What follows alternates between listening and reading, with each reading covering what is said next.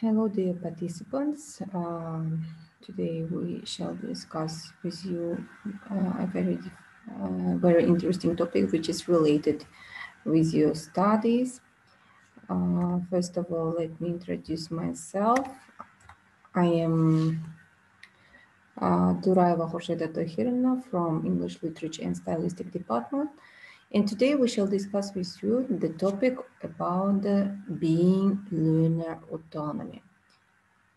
So before the introduction before I will report what is the learner autonomy, first of all, look at this picture and try to understand and answer the questions. What do you think? Is this taxi driver independent worker or autonomous? What are the roles of passenger and the driver in the picture?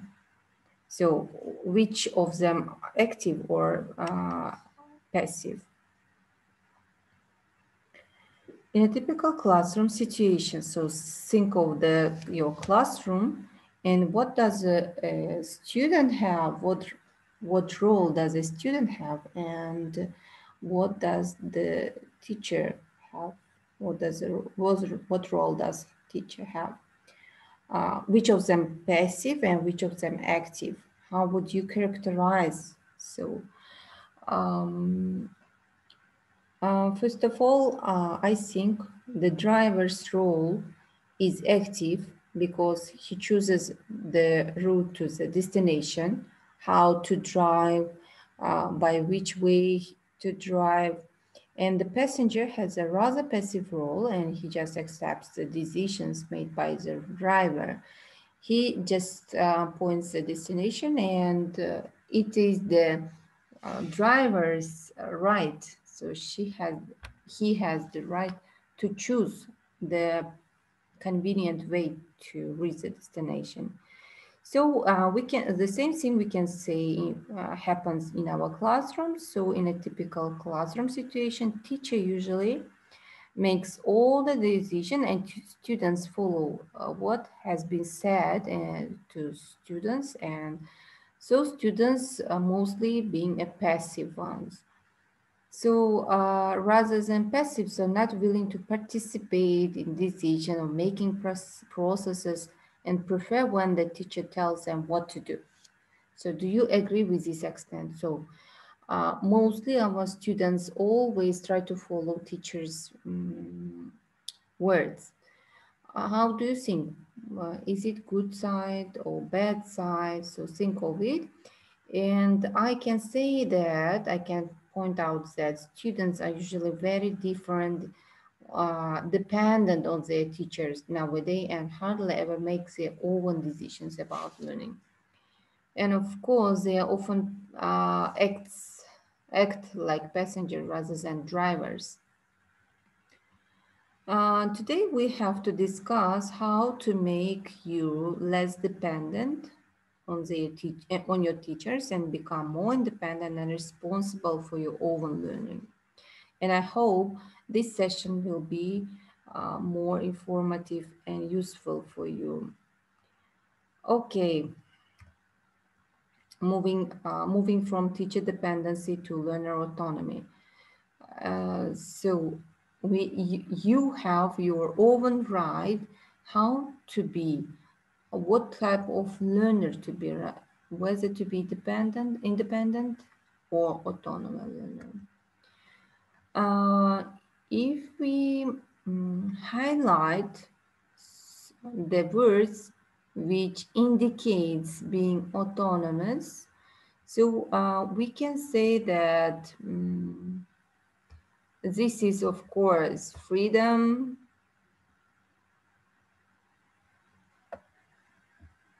I'm sorry. So it is being a free,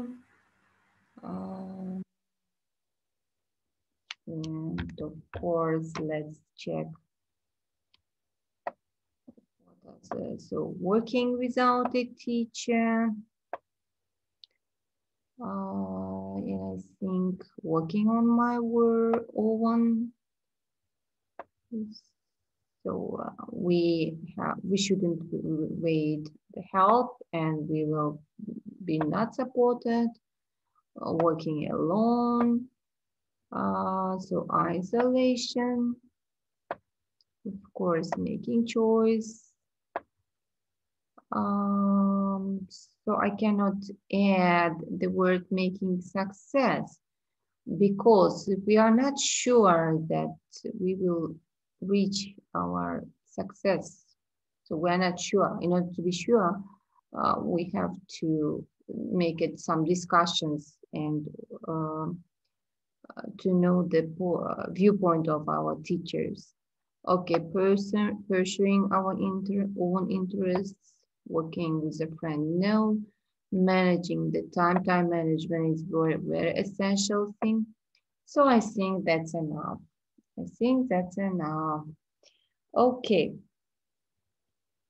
So these are the characteristics of the autonomous learner. As you see, the autonomous learner always take responsibility for their own learning. They have to evaluate their own learning. They have to be hardworking. They're always well prepared. They should be motivated. They have to be used to work independently, develop learning strategies, set their own goals, and define the ways to achieve goals. A lot of characteristics which could be used according to the autonomous learner. Okay, let's look to the pictures and try to make to tell the definition of the words to the word autonomy.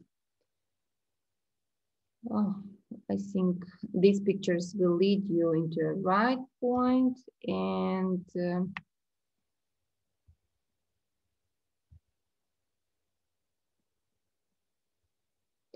okay, and I can suggest you that autonomous learner defined as an approach to learning with which learners hold the power or right to regulate and control their own learning activities. The learners are in charge of their own learning processes with autonomy. So the autonomous learning is also called self-directed learning. Okay. So why it's important to be autonomous learner? Why? How do you think? So do you think so?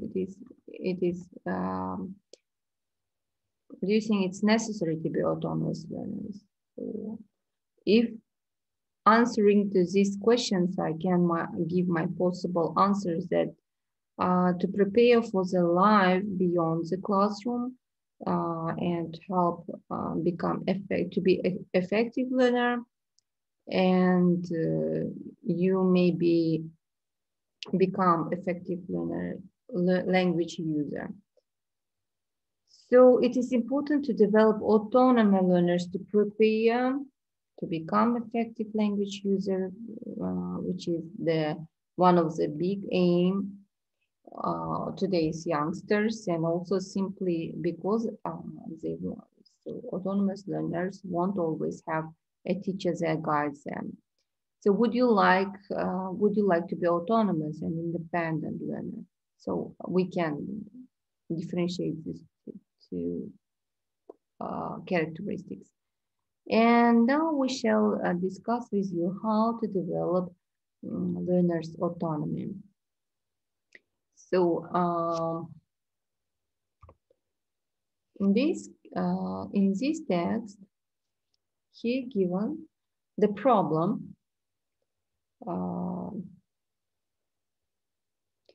Let's read it together and answer the questions above. The question is, what is the problem that both teachers discuss? Do you find this situation familiar to you? And what advice would you give to the teacher in the case study?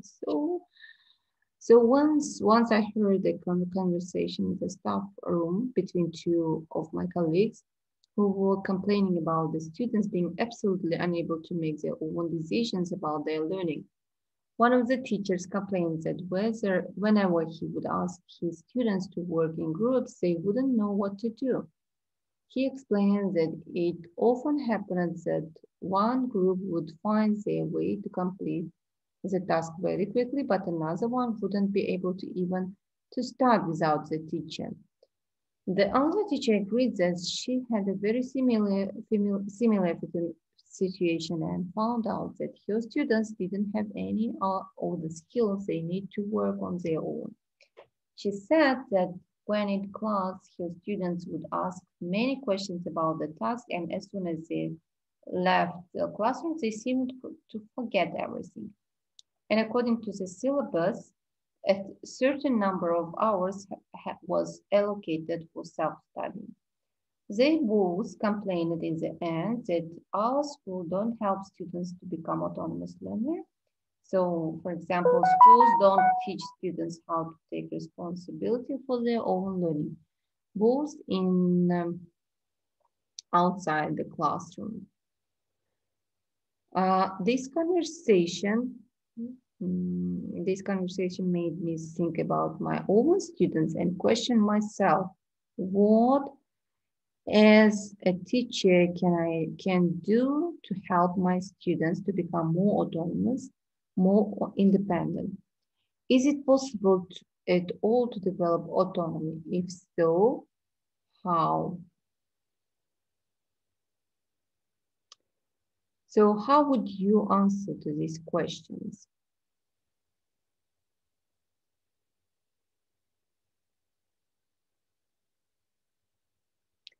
What problem both teachers discuss?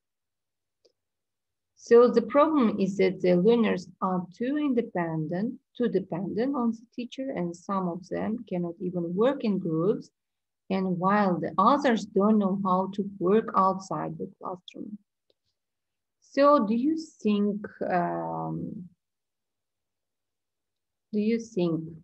find this situation familiar? Yes, sometimes in this kind of problems occur in our classroom. And what advice would you give to the teacher in the case study? So what advice? Please think about it. So another, what is the teacher's role in developing learning autonomy? So how teachers can guide learners to develop being autonomy? So they have to guide them, to lead them, and create the conditions for autonomous learning, and to equip learners with necessary skills and knowledge. So I think it will be better if we discuss this topic more, but unfortunately the time is limited. Let's summarize our session today. So I think it is possible to develop autonomy in our learners which they need in order to continue learning outside in the classroom. There are different activities that teacher can use to help learners become more autonomous. And of course, developing autonomy is a gradual process. So, in this point, we have to stop our discussion. Thank you very much. See you soon. Goodbye.